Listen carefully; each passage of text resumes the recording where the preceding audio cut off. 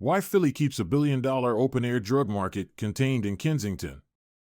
The containment of Kensington's drug market demonstrates the systematic racism that plagues Philadelphia. Every morning I wake up, open the curtains of my bedroom, and prepare myself for the possibility of witnessing another free samples line on our small Philadelphia street.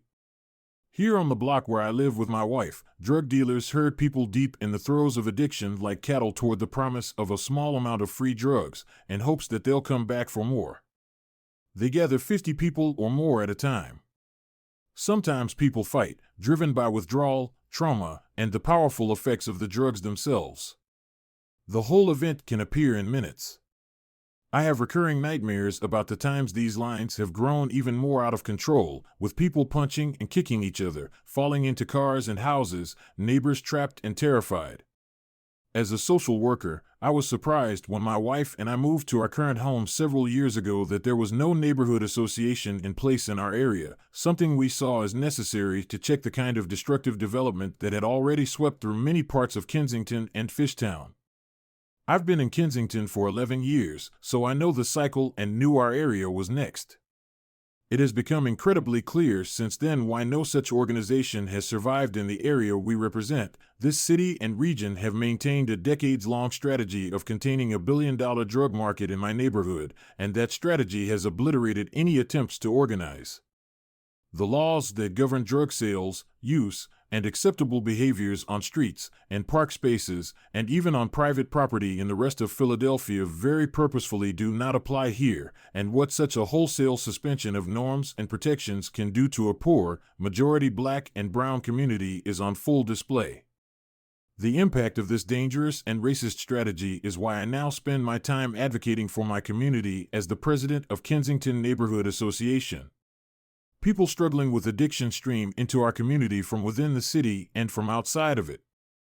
They buy drugs, often using them in their cars before driving impaired through our narrow streets where our young children play. Sometimes these drivers lose consciousness behind the wheel. Without the backyards of less dense areas, our children have few safe places to play. The city operates neighborhood parks, yet the needles that carpet the grass, along with human waste and the presence of people intoxicated on opioids, cocaine, methamphetamine, and K2, make these places risky to go. I have watched block after block become impassable without meeting the discerning eye of young men lured into a pyramid scheme of drug dealing, chasing riches that won't appear and using threats of violence to stake out their territory against dealers and residents alike. I have spoken with social service providers who cannot park near these blocks anymore to assist their clients, having been told by these same dealers that their presence is a threat. The boss says they look like police. Many people will talk about I-95, the presence of the L-stops in the neighborhood, and the past abundance of abandoned factories and homes as the natural causes of Kensington becoming the site of more than 50 separate open-air drug markets at a time, with people spending hundreds of millions of dollars here per year. But it's not as if Kensington is home to rolling fields of poppies being processed into heroin, and any attempts to find natural causes is doomed to failure. Plenty of other neighborhoods near transit and highway stops have struggled with abandoned properties without also containing the largest open-air drug market on the East Coast. The market is here because it is highly convenient for so many to contain the problem here, far away from affluent, white areas whose residents have historically driven in to buy drugs, use them, and leave.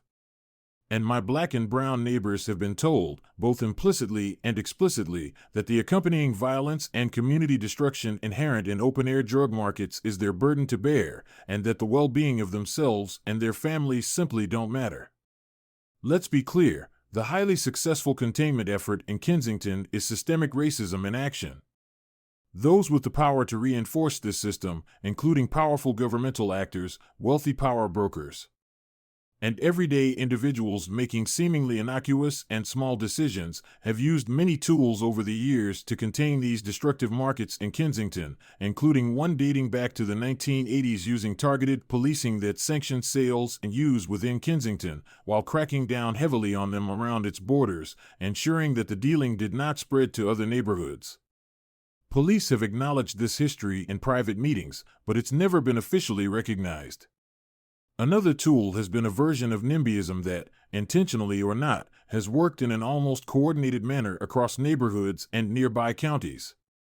These surrounding areas outside of the city have a long and well-documented history of using zoning and other techniques to keep out affordable housing, shelters, drug treatment, and locations for distributing related medical supplies. When any efforts have been made to place infrastructure for those struggling with addiction in other areas, those pushing NIMBY policies spring into action. The rapid meltdown of a plan to place an overdose prevention site in South Philadelphia reveals how quickly neighborhoods will respond, though one must wonder how dedicated the city was to placing anything there if it didn't even bother to have conversations with these neighbors ahead of time. Another prominent example is the distribution of syringe disposal cans. I sat in meetings with city officials when they proposed these as a solution to the proliferation of needles all over our neighborhood. They did not explore expanding needle exchange programs throughout the city to stop concentration within the neighborhood or announce partnerships with outside counties to meet the needs of those using injection drugs near their homes. They put these bins at each L stop in Kensington and one in McPherson Square and declared it a success.